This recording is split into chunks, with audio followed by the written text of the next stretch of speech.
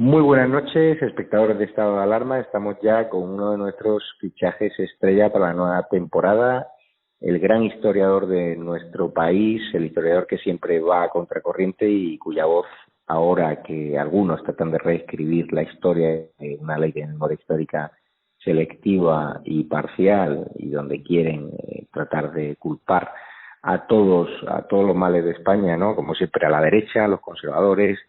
Pues tenemos aquí a Pío Moa, que va a hacer una intervención semanal con una columna que además os tiene que invitar a ir a su página web porque hace artículos muy interesantes y sobre todo una voz que es raro escucharla ya en otras plataformas que no sean Internet. ¿Qué tal, Pío, y en sus libros? ¿Cómo se encuentra? Hola, pues bien, aquí estamos soportando la doble plaga del virus y del gobierno. Sin duda, qué paciencia, ¿no? Sí, bueno, yo pues evidentemente sigo en la brecha. Acabo de publicado hace poco un libro sobre por qué el Frente Popular perdió la guerra. También una novela, Cuatro perros verdes, un poco recuperando el ambiente estudiantil de los años 60 aquí en España.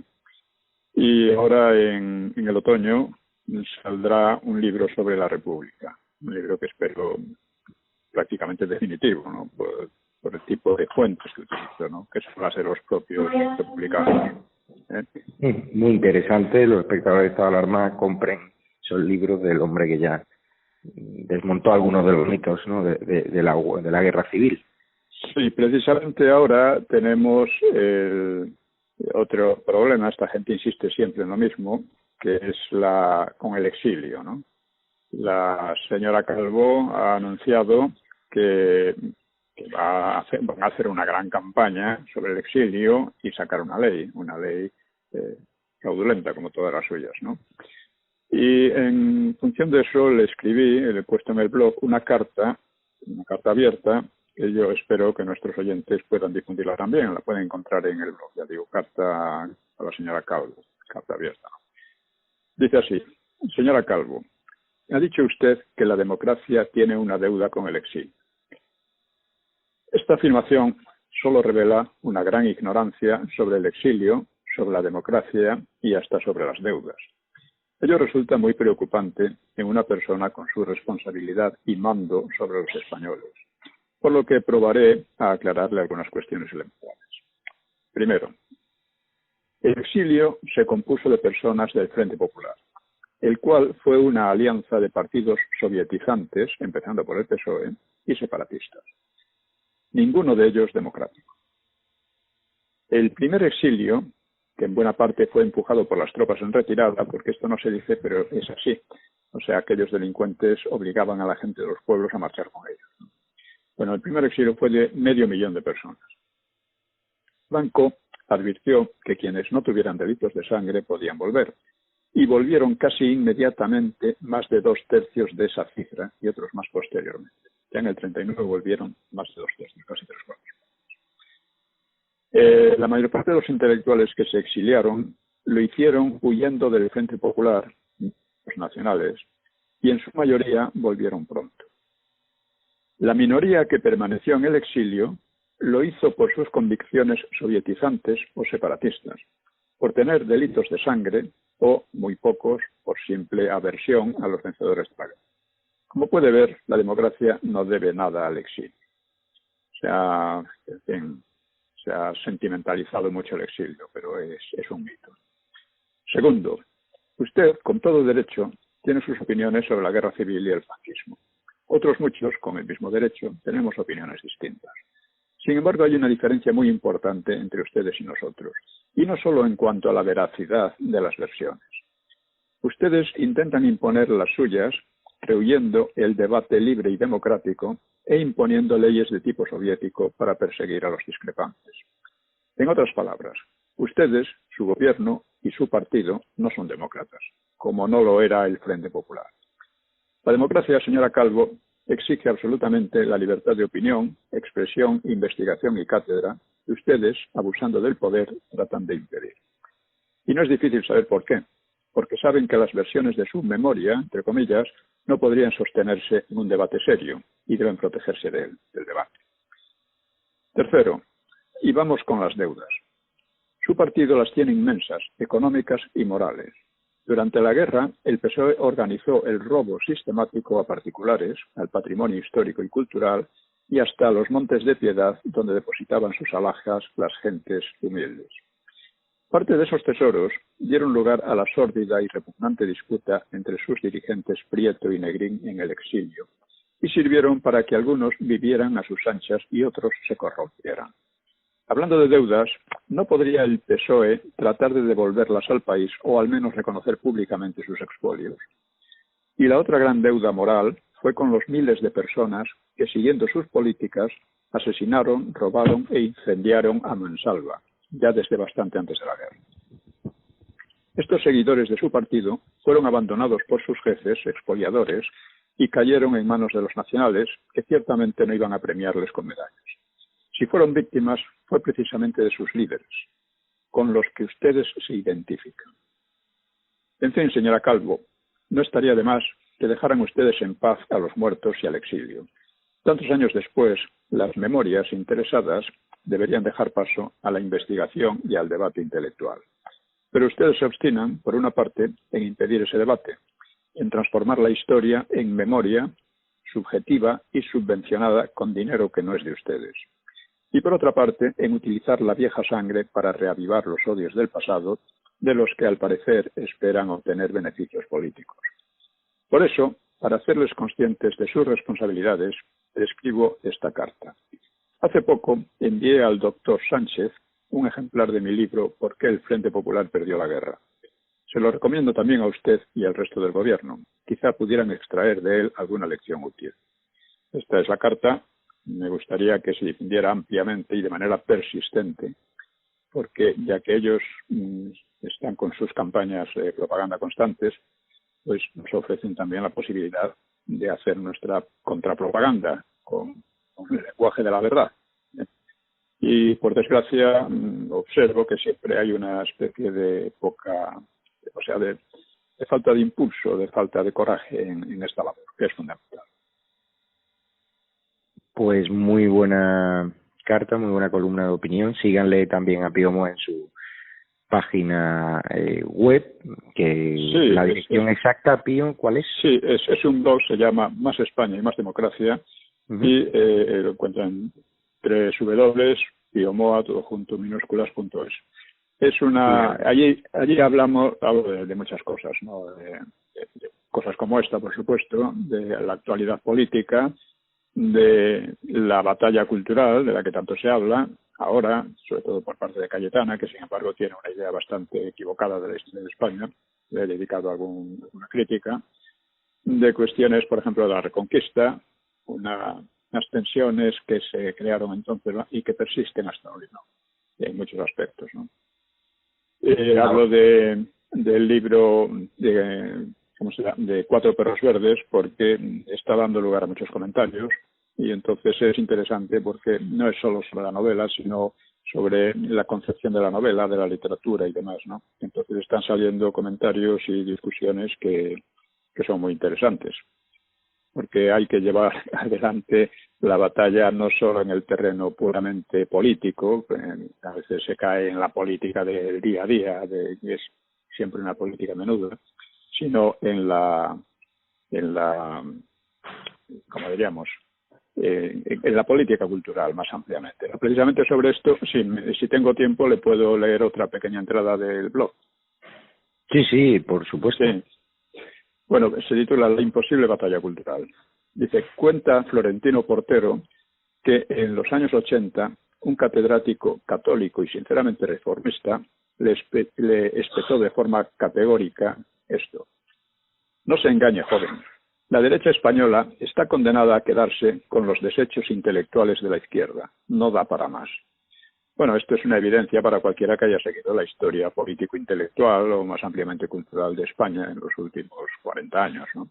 Por eso el PP no quiere ni puede dar la batalla cultural, de la que tanto se habla de vez en cuando. Ni siquiera Vox parece claro y decidido y tiende a enfrascarse en políticas de menudillo, aunque esto es por ahora corregible, ¿no? Es un fallo menor, si es que es un fallo, ¿no? Porque la política de menudeo también es importante, ¿no? Evidentemente, el propio Florentino se considera un crítico de tal situación, aunque su receta implícita, como la de Cayetana, indica escasa capacidad de alternativa.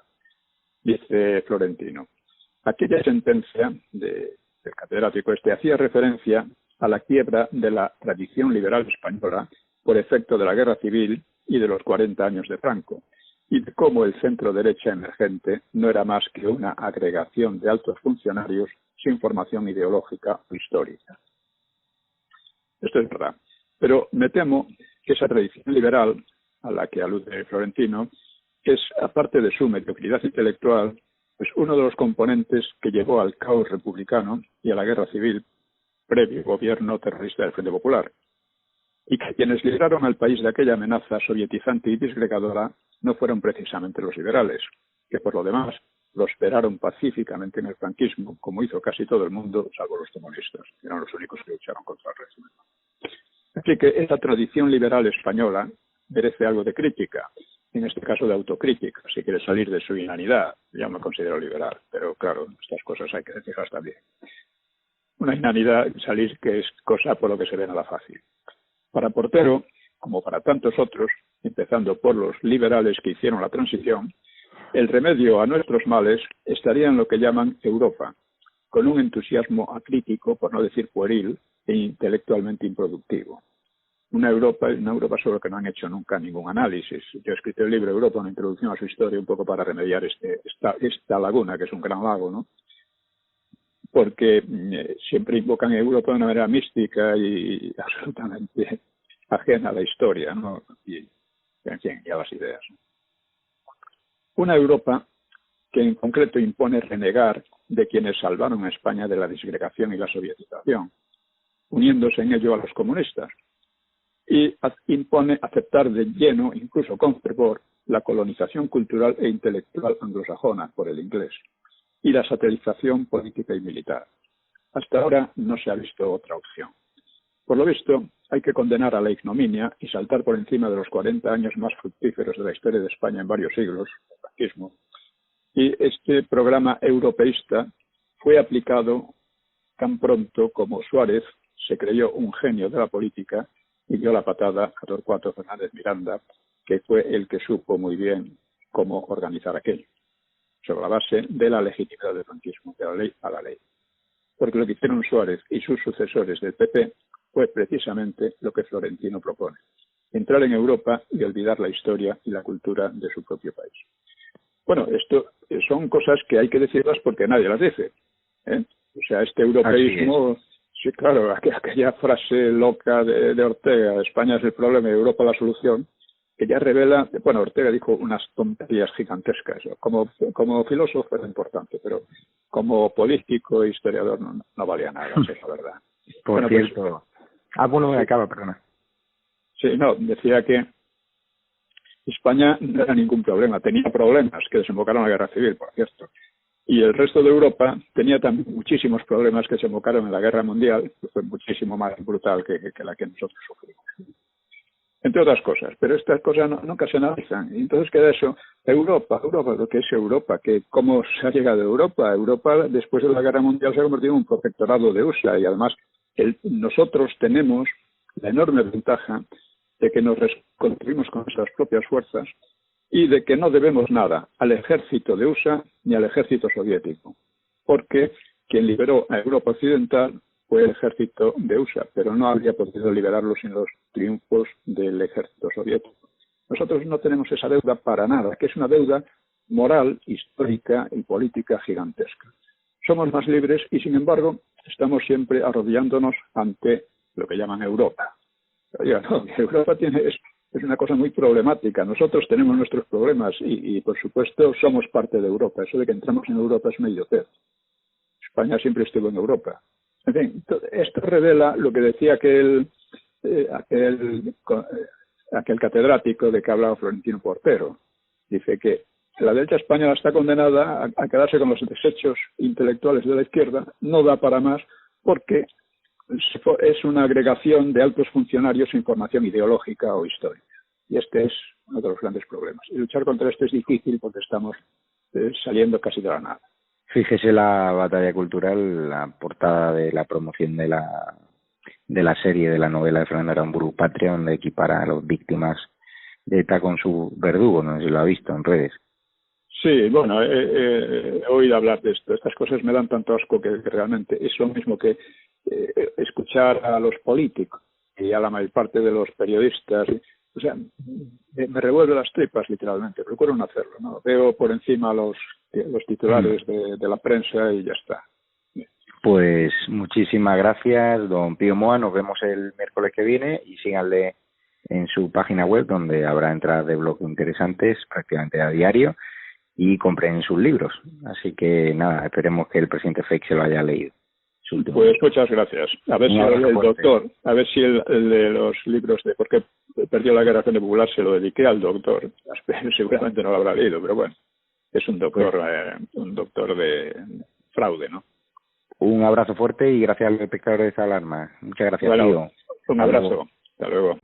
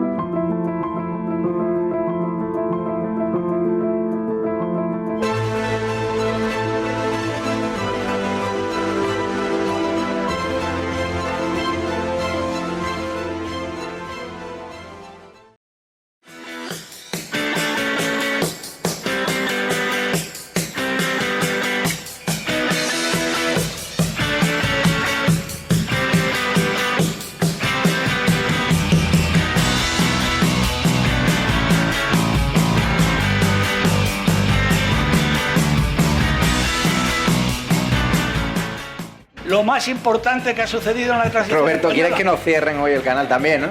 Por lo que veo. Porque... Madre mía.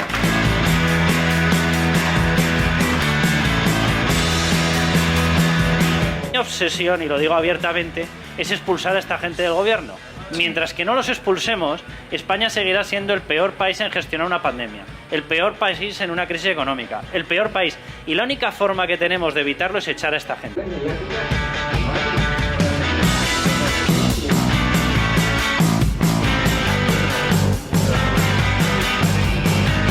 Los Menas es otro caso típico, ¿no? En aras de la bondad y de la hermandad entre los pueblos, y pues se permite un tipo de cosas que no tendrían por qué permitirse, pero es el país que tenemos.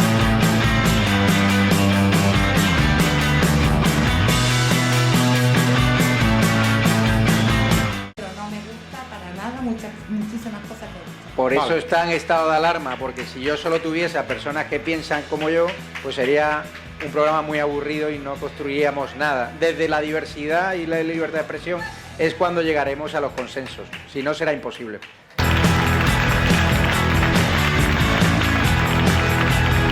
Y yo lo que veo más grave de este país, aparte de la política, la economía, etcétera, es la actitud de la gente. Yo veo una actitud de la gente, con todo el respeto, depresiva, una actitud de gente que no sabe dónde esconderse, una actitud de gente que hay un problema y tiene miedo a explicarlo, una actitud de gente que en el fondo, los que hemos hablado mucho de Cataluña, parece a veces la frase que ya se decía en Cataluña, que en Cataluña no hacía falta políticos, hacía falta un autobús de psiquiatras.